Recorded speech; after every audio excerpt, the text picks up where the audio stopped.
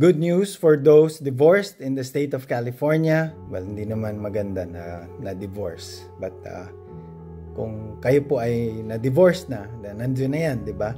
At na-divorce kayo sa state of California and you need to have your divorce recognized here in the Philippines, we were able to get an apostilled copy of the law on divorce in the state of California. So, no need for you to actually go there. You just need to approve the fact of divorce, and we were able to get it from Ms. Shirley Weber, the Secretary of State currently in the state of California. We got this last March, and we were able to get the law on divorce. So, as you know, in order to prove a recognition of foreign divorce, you have to prove two things.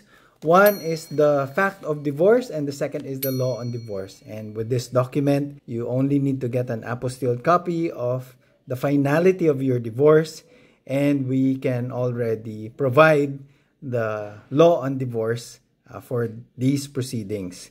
Recognition of foreign divorce ordinarily should take just 6 months to a year, and it should be very quick since it is just basically a recognition of a foreign judgment by the courts. But of course, the procedure has to be followed.